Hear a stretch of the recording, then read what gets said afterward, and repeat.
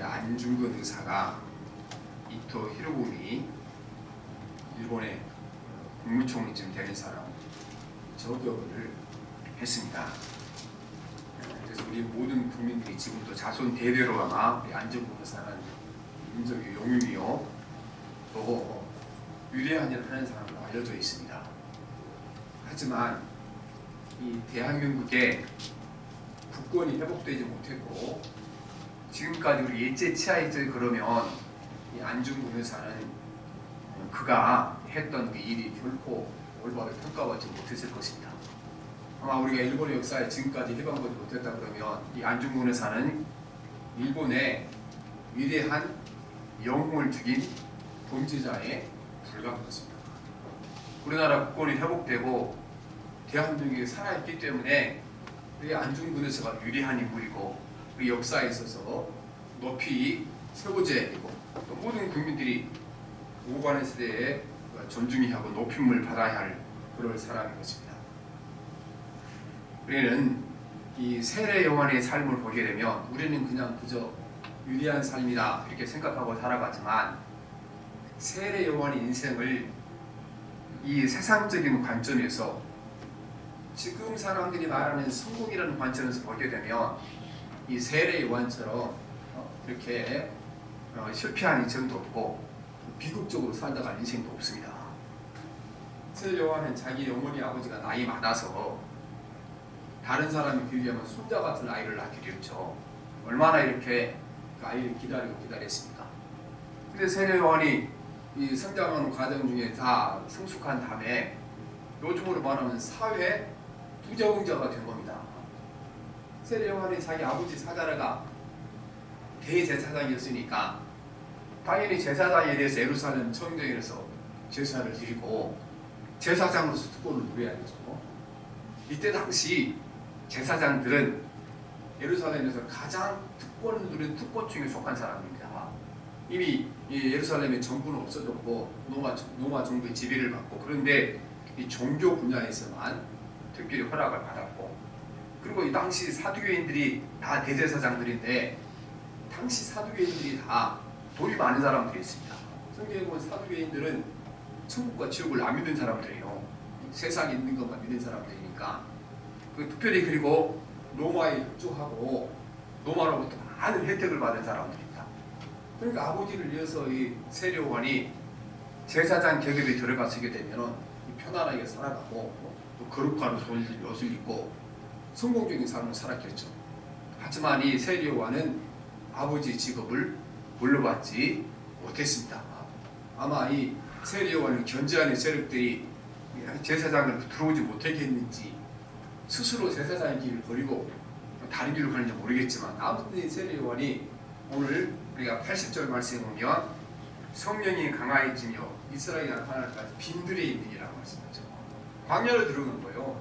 세례 요한이 제사장을 하고 거룩한 제사를 사는 광야를 들어가서 들짐승과 함께 낙타 털옷을 입고 소총을 묶고 또 메뚜기를 잡아먹고 이렇게 살아갔던 것입니다. 그리고 30세를 간 넘긴 젊은 나이에 헤롯 왕에 의하여 참수하여 죽임을 당하게 됩니다. 헤롯 왕이 자기 제수씨와 함께 결혼한 것을 보고 이걸 범죄다 죄악이다 그렇게 계속 책망하고 꾸짖었더니 결국 이 일 때문에 이 세례 요한이 죽임을 당하게 된 것입니다. 그런데 이 세례 요한이 성경에 보면 복된 사람이죠. 예수님께서는 이 세례 요한은 여자가 낳은 자 중에 가장 큰 자다. 여자가 낳은 자 중에 가장 큰 복을 받은 사람이라고 말씀합니다. 근데 세례 요한이 이 삶이 복이 되게 하려면 이 세 가지 조건이 완성돼야 복이 되는 겁니다. 이렇게 사회 부조공자로 살아가고 30일 간 넘긴 나이에 참수를 당해 죽어가는 이 삶이 어떻게 이 성공한 사람이고 복된 사람이라고 할 수가 있겠는가? 이 세 가지 전제 조건이 충족될 때만 이 세례 요한이 삶이 복이 되는 것입니다. 첫째는 영원한 하나님의 나라가 실존한다는 것을 실제 해야 복이 되는 겁니다. 비록 세례 요한이 이 땅에 사는 사람이 땅에서 비참하게 살았지만 그가 추구하고 살았던 하나님의 나라가 실존하고 존재한다 그러면 이 비극적인 세례 요한의 삶이 가장 복된 삶을 되게 될 것입니다. 그리고 그 하나님 나라 주인 되신 예수 그리스도가 영원토록 살아계시고 우리와 함께 하신다 그러면 이 세례 요한의 삶이 복된 삶이 될 것이고 또 가장 큰 축복이 될 겁니다. 또 한 가지는 우리가 예수님께서 부활하신 것처럼 우리도 부활해서 하나님 나라에 들어가서 우리가 영원히 살 수 있다 그러면 세례 요한이 이 삶이 복이 될 것입니다. 그러니까 이 세례 요한이 비극적인 삶이 하나님 복이 되려면 이 세 가지가 실존해야 되고 확신을 해야 되는 겁니다. 하나님 나라가 그 영광과 권세가 영원하고 무궁할 것이다. 하나님 나라 주인 되신 예수 그리스도가 영원토록 살아계시고 죽음으로 동행하고 계신다. 그리고 그를 믿는 우리에게 부활과 천국의 보장 내에서 그 나라에 가서 영원토록 살게 될 거다. 이게 전제되지 않은 이 믿음이 없는 이상 세례 요한처럼 비극적인 삶은 없다는 것입니다. 여러분, 그러나 오늘도 우리가 진짜 예수 믿고 내 삶이 복된 인생인가 이 세 가지를 믿지 않게 되게 되면은 우리가 예수 믿고 당한 모든 고난이나 어려움이나 헌신과 희생이 아무 쓸모없게 될 줄 믿습니다. 그래서 우리가 이 신앙의 기본으로 돌아가야 됩니다. 기본으로. 왜 성경이 예수를 믿으라 그랬습니까? 그 나라가 영원하게 존재하기 때문에 그를 믿으라. 예수 그리스도가 죽으면서 끝나는 것이 아니고 오늘도 여전히 살아계시기로 예수 믿는 것이고 오늘 십자가 지고 부활하신 그리스도가 그를 믿는 자에게 그의 나라에서 영원토록 우리의 삶을 보장한다고 말씀하셨기 때문에 우리 신앙에 의미가 있고 삶에 의미가 있는 것입니다. 오늘 말씀은 세례 요한의 아버지 사가랴가 자기 아들 이 세례 요한이 주신 것을 감사합니다. 세례 요한이 태어났을 때 그 아들을 주신 것을 감사해서 찬양하는 내용입니다. 찬양. 근데 이것은 찬양과 동시에 또한 예언이 그 안에 들어있죠. 그래서 67절에 보면 그 부친 사가랴가 성령의 충만함을 받아 예언하이르되 말씀하죠. 세례 요한이 태어난 것을 보고 하나님께 감사해서 찬양하고 또 찬양과 동시에 예언이 된 말씀인데 여기 보면 이제 이 사가랴는 아들 세례 요한을 주신 것에 대한 그 감사와 기쁨으로 가리사는 모습을 보게 됩니다. 그런데 이 아버지 사가랴는 세례 요한의 운명을 정확하게는 몰랐지만 아무튼 그 운명은 어느 정도 알았죠. 예언을 통해 알았는데 이 세례 요한이 우리가 생각하는 세상의 성공을 거두지 못하는 걸 알고 있었습니다. 그 삶의 끝이 이렇게 또 이제 우리가 생각하는 것이 그렇게 복된 삶이 되지 못할 거라고 생각을 하고 있었습니다. 그러나 세례 요한의 아버지 사가랴는 자기 아들은 하나님께로부터 가장 큰 복을 받은 사람이다 이렇게 말씀하십니다. 그는 하나님의 나라가 실존하기 때문에 세례 요한이 복받은 사람에서 알고 찬양하고 경배하고 있는 것입니다. 지금 땅에서 일어난 모든 일들은 우연히 일어나는 것이 아니고 하나님의 나라가 존재하고 하나님의 나라에서 계획할 일들이 이 땅에서 실현되고 이루어지고 있다. 이 신앙이 이 세례 요한의 아버지 사가랴에게 있었던 것입니다. 그래서 지금 세례 요한이 태어나고 세례 요한이 할 일이 누가 계획하고 누구에 의해서 이루어졌는가? 하나님 나라에 있어서 이 세례 요한이 해야 할 일이 그 사명이 결정되고 지금도 세례 요한을 통하여 그 계획이 실현되고 있다는 것입니다. 그러니까 그 말씀이 이제 68절 71절에 있습니다. 같이 봅니다. 시작.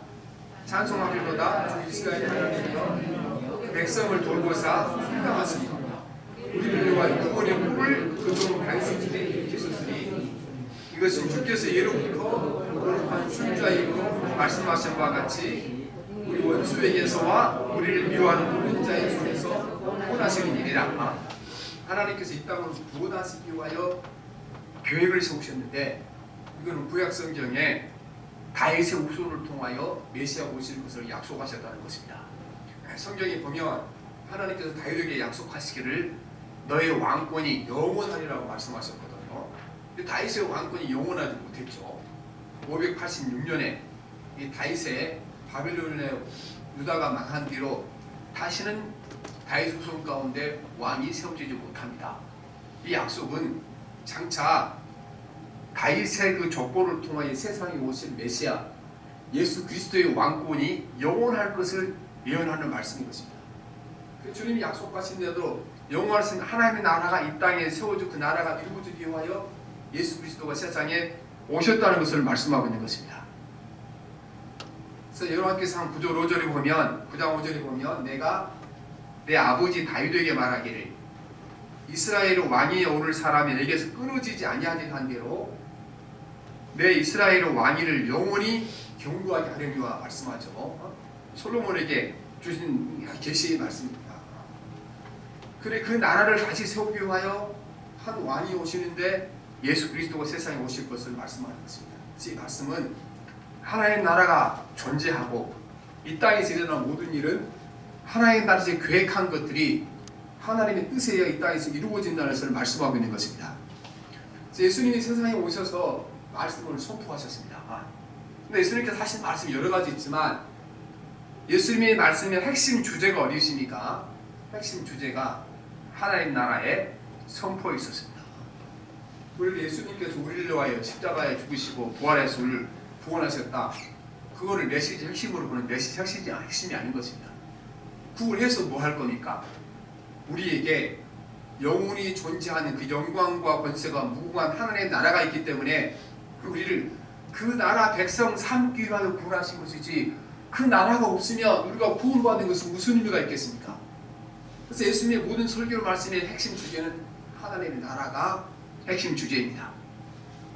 주님이 첫 번째 설교하실 때 설교 주제가 바로 이 하나님의 나라가 주제였습니다. 마가복음 1장 15절에 보면 예수님이 첫 번째 설교가 나오는데 때가 찼고 하나님의 나라가 가까웠으니 회개하고 복음을 믿으라 하시더라 말씀하십니다.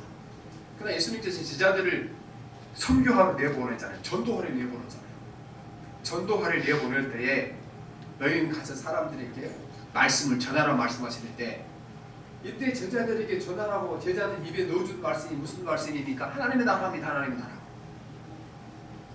누가복음 10장 9절에 보면 예수님께서 70인 제자를 선포하시고 내보내면서 주신 말씀이 있는데 그들이 전도하러 나가서 해야 할 일을 말씀하십니다. 병자들을 고치고 또 말하기를 하나님의 나라가 너에게 가까이 왔다라 그랬습니다. 하나님의 나라를 전하는 것이 이 복음의 핵심이고 성경 말씀의 핵심이라는 것입니다. 그래서 만약에 우리에게 하나님의 나라가 없으면 이 땅에서 우리가 하는 모든 신앙생활이 다 쓸모없는 일인 것입니다. 우리는 그래서 신앙생활할 때 세례 요한이 이렇게 세상적으로 실패하고 비참한 인간의 종말을 맞았지만 그런데 불구하고 그의 인생이 복된 인생이 되는 것은 하나님이 약속하신 하나님의 나라가 그 권세와 영광이 무궁한 하나님의 나라가 존재했기 때문에 그 삶이 가치가 있었다는 것입니다. 오늘 우리가 진짜 복은 하나님의 나라가 영원하다는 이 관점에서 보았을 때 복이 돼야 진짜 복이 되는 겁니다. 그래서 성경이 수없이 강조하기를 이 땅에 잠깐 있다 없어질 것들은 복이 아니다. 세상에 녹슬고 없을 것은 복이 아니다 이렇게 말씀을 하고 있는 것입니다. 우리는 그 하나님의 나라가 영원하다는 사실을 알고 그 나라에 대한 확신을 가질 때 진정한 우리가 그리스도에 이르고 우리가 참된 복을 우리가 얻게 될 줄 믿습니다. 우리나라에서 이제 그 일제의 강행에서 독립운동을 했던 많은 사람들이 해방 몇 년 전에 2년 전에 변절하는 사람이 많았습니다. 우리 애국가를 작곡한 우리 아니트 선생님까지 그러니까 우리 기독교계에서 이렇게 많은 활동을 했던 김한남 박사까지 많은 사람들이 우리 그 독립을 하기 1년 전에 다 이렇게 변절을 해서 다 강연을 다 했잖아요. 일본 군대에 가서 젊은 청년들에게 싸우라고 그러고 헝금없이 비행기를 모아서 일본에 이제 번답하자고 그러고 다 그렇게 한 사람들이 그 사람들이 왜 그런지 압니까? 이젠 우리나라에는 희망이 없다. 이 일본의 나라 국권이 영원할 거다. 그 믿음 때문에 다 변절자가 되고 사람들이 다 이렇게 마지막에 자기가 잘못된 삶을 살게 된 계기가 된 것입니다. 그래서 우리는 이 하나님의 나라가 영원한 그 나라와 권세와 영광이 무궁하다. 이 진리를 확실히 믿을 때 우리는 예수 믿는 참된 복이 임하게 될 것이고, 이 진리의 빛을 봤을 때 복만이 진정한 복이 될 줄 믿습니다. 그래서 우리가 예수를 믿는 목적은 그 나라가 영원히 존재하기 때문에 그렇습니다. 우리는 두 번째는 예수님이 살아계시기 때문에 세례요한의 삶이 복이 되는 것입니다. 사가랴는 이 자기 아들 요한은 누구를 위해 존재하는가? 예수 그리스도를 위하여 존재한다고 생각을 했습니다. 이 세례 요한이 위대하고 또 큰 사람이 되는 것은 그가 선포하는 예수 그리스도가 크고 유리한 사람이기 때문에 세례 요한이 크고 유리한 사람입니다. 그래서 오늘 76절 77절에 보면 이 사가랴가 세례 요한이 해야 할 일이 무엇인가? 그가 왜 위대한 선지자이며 복받은 사람이라는 말씀하시는데, 바로 메시아이신 예수 그리스도를 위하여 그 일생을 바쳤기 때문에 그가 위대한 겁니다. 76절 77절 같이 봅니다. 시작.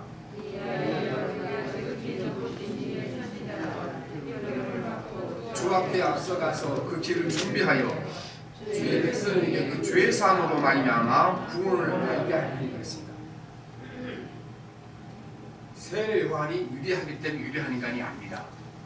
세례 요한이 지극히 높은 선지자라 일컬음을 받는 분, 그분을 위하여 앞길을 예비하고 준비하러 오셨기 때문에 세례 요한이 위대한 겁니다. 지극히 높으신 이 선지자 일컬음을 받고 주 앞에 앞서가서 그 길을 준비하여 주의 백성에게 죄 사함으로 말미암는 구원을 얻게 하리니 말씀합니다.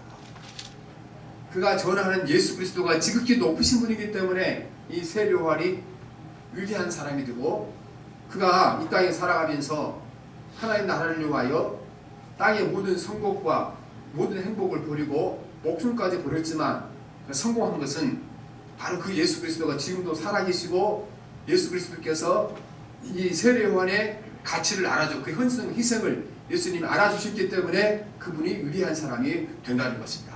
그래서 세례 요한은 여자가 낳은 종 중에 가장 큰 자, 여자가 낳은 자 중에 가장 복된 사람이 됐다는 것입니다.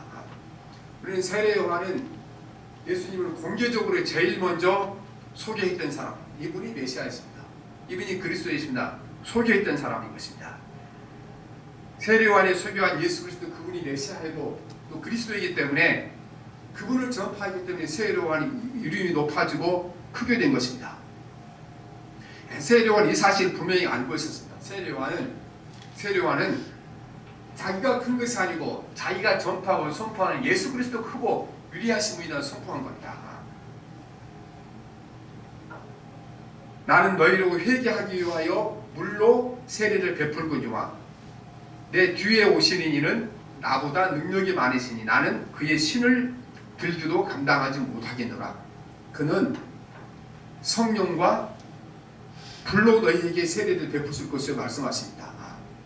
여러분, 내가 위대한 일을 해서 위대해진 것이 아니고 위대한 일을 하신 예수 그리스도를 주님으로 섬기기 때문에 내가 위대해진 것입니다.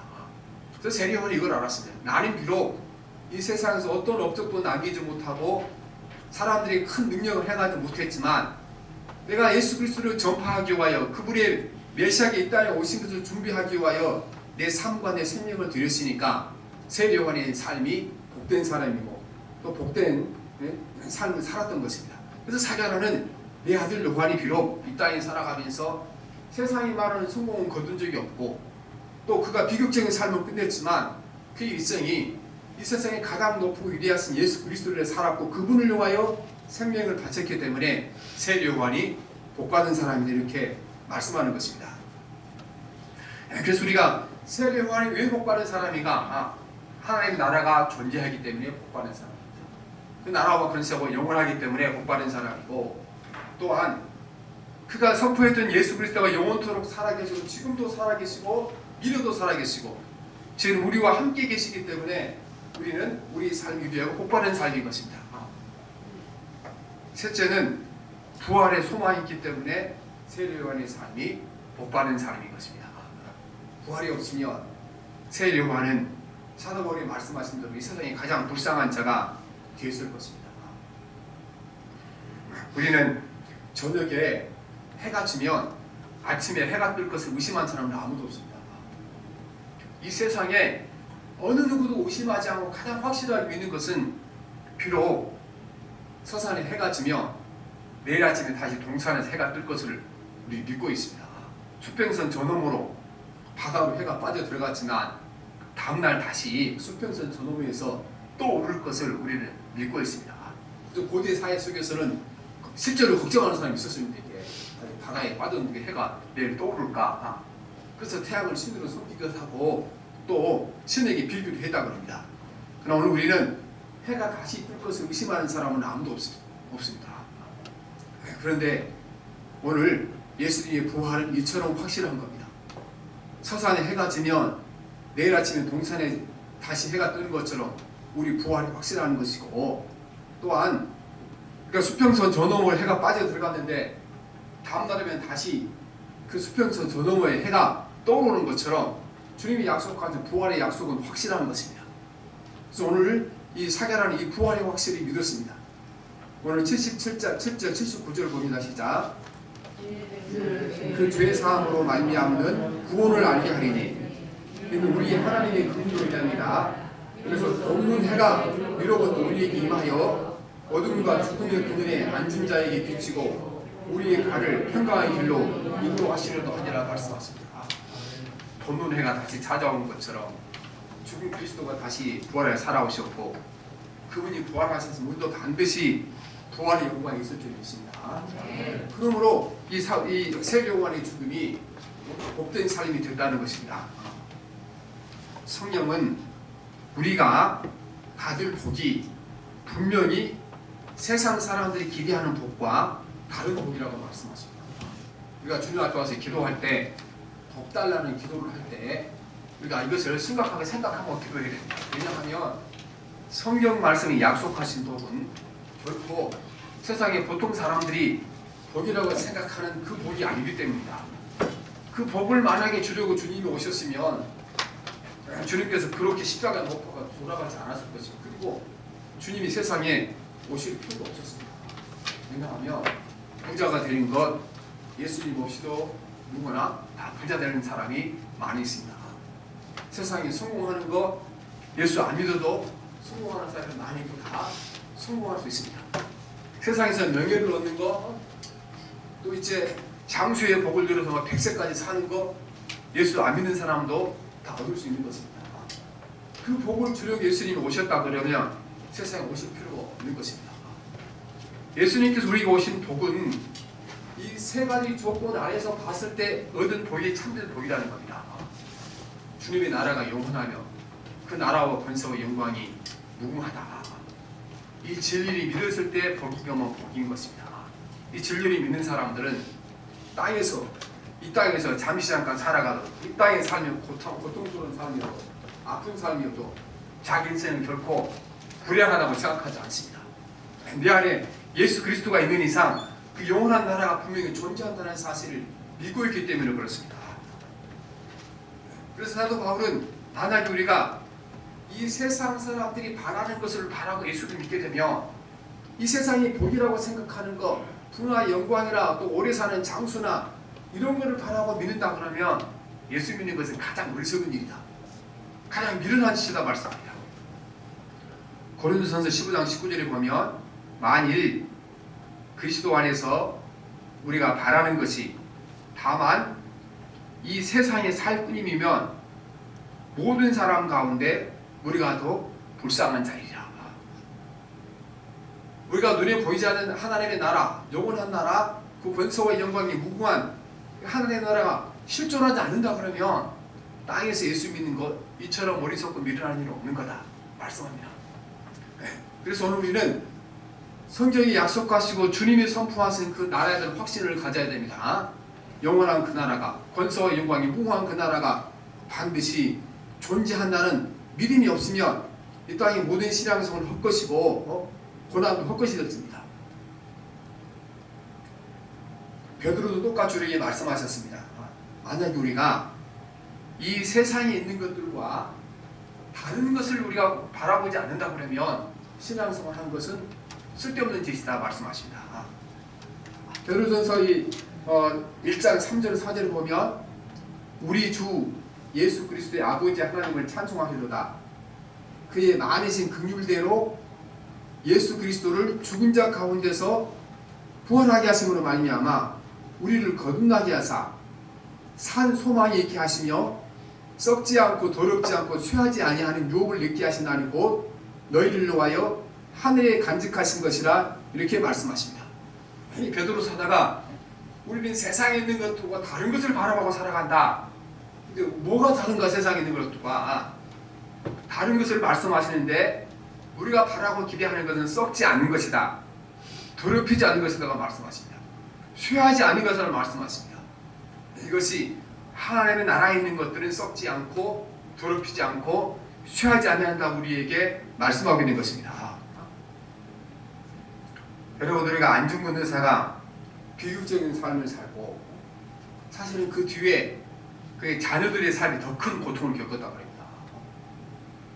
그 자녀들이 삶이 너무 고통스럽고 거의 짐승처럼 이렇게 고난의 삶을 살았다 그렇게 얘기를 합니다.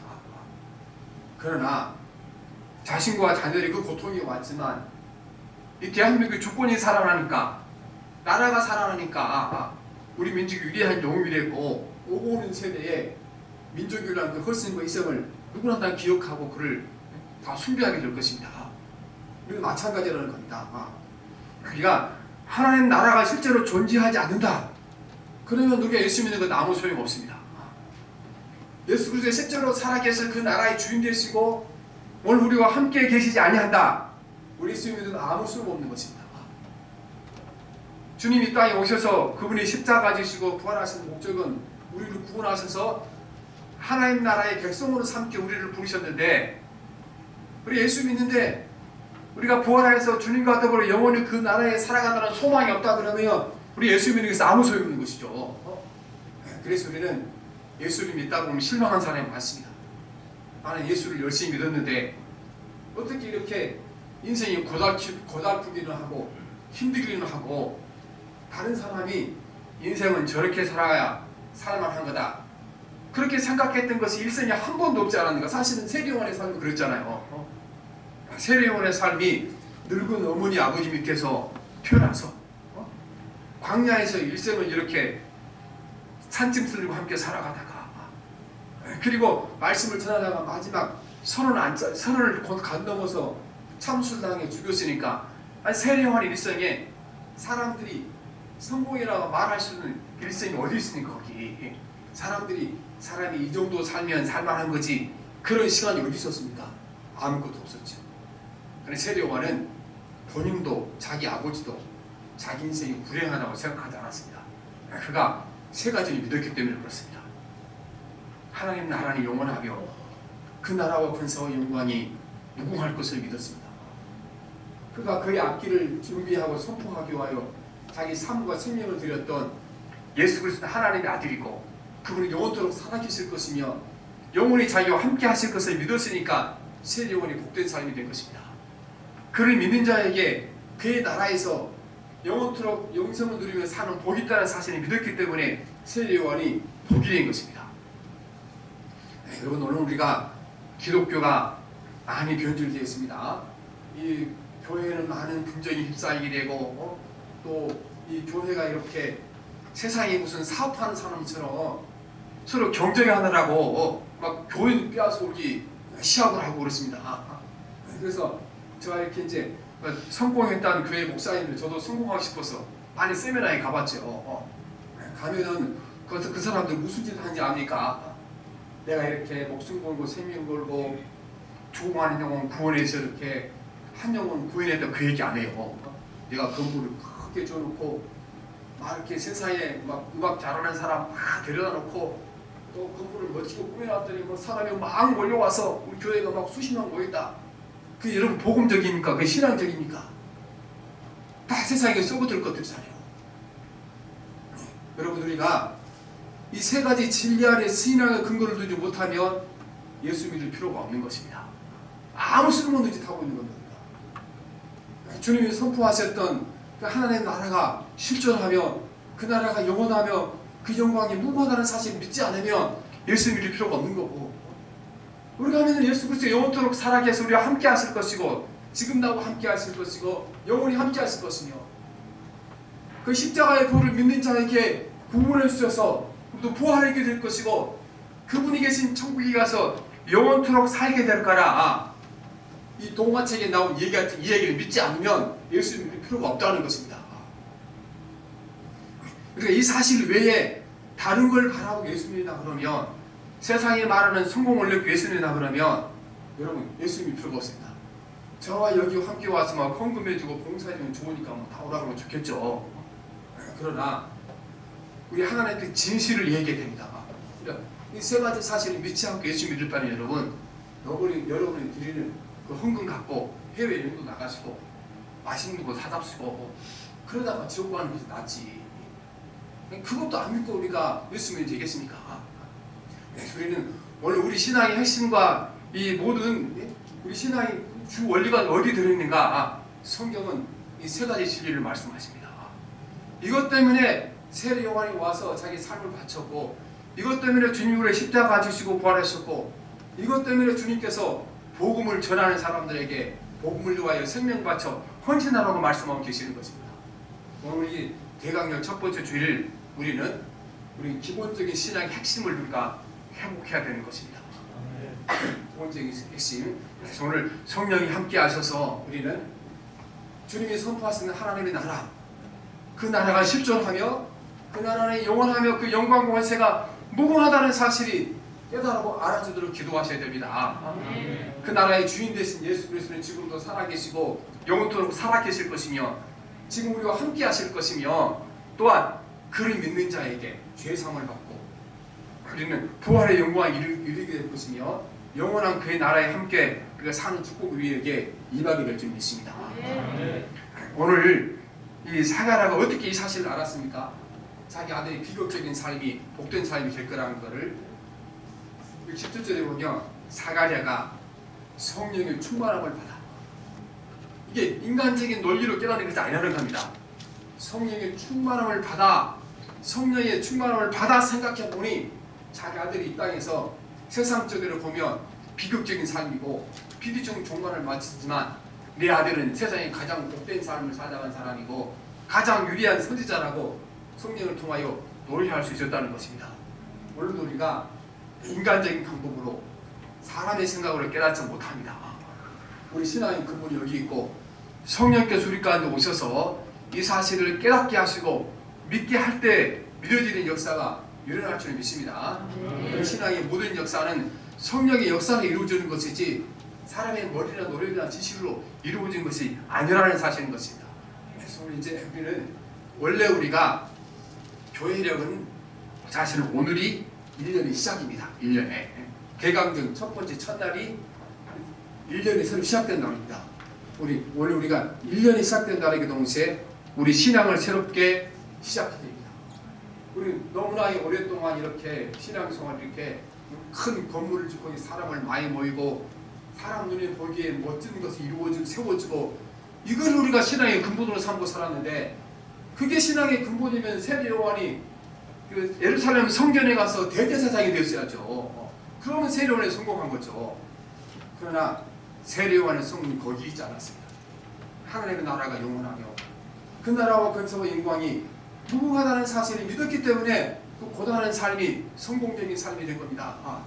그가 선포했던 예수 그리스도가 영원토록 살아계시고 지금도 함께하는 사실을 믿었기 때문에 그 인생이 복된 삶이 된 겁니다. 그를 믿는 자에게 부활과 영생이 있으며 주님의 나라에서 영원토록 복된 삶을 살 것이 약속하셨기 때문에 그 삶이 복된 인생이 되었다는 사실인 것입니다.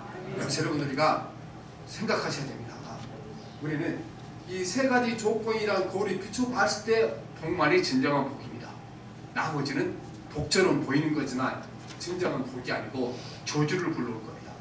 세례 요한은 저주받은 사람 같았지만 이 세 가지 진리의 거울이 비춰보니까 그 인생이 복된 인생이었고, 여자가 낳은 자 중에 가장 유리한 사람, 여자가 낳은 자 중에 가장 큰 복을 받은 사람이 세례요한이 되었다는 것입니다. 오늘 또 우리가 이 세례요한이 받은 복을 우리가 받아서 우리가 영원한 하나님 나라를 바라보는 여러분 되시기를 기도합니다. 살아계신 하나님 아버지, 옛날이나 지금이나 많은 사람들이 하나님이 주시고 싶어하는 진짜 귀한 복, 꼭 받아야 할 복, 이 복을 많은 사람이 거부하고 땅이 잠깐에 또 없어질 복, 이 땅에 목숨 끊어지면 비구로 끝날 복, 그 복을 받기 위하여 동분서주하고 하나님 말씀 버리고 살아온 이 역사가 있습니다. 하나님, 우리가 다시 한번 우리 한국교회와 우리 민족이 이 세계가 하나님 아버지 주님의 교회가 복음이 위해 세워지게 도와주시기 원합니다. 우리가 모든 신앙을 갖는 것은 주님, 우리가 복된 것은 그 나라가 영원하며 주님이 영원히 살아계시며 그를 믿는 자에게 하나님이 주인 되신, 예수님은 주인 되신 영원한 천국이기 때문에 그 사실을 믿습니다. 성령님 함께 하소서. 하나님, 이 동화책 같은 얘기가 하나님 사람 이성을 가진 자들에게 이야기하기에 부끄러운 이 사실이 성령이 오실 때 믿어지게 되고 자랑스러운 사실이 될 줄 믿습니다. 성령이 함께 하소서. 우리가 세례요한같이 그 아버지 사가랴처럼 우리는 하나님 나라라는 신앙으로 분명히 세워지게 도와주시고 우리 신앙의 출발되게 도와주시고 주님의 나라가 올바른 복음 위에 바로 세워지도록 역사하여 주시옵소서. 예수님 이름으로 기도합니다. 아멘. 우리 327장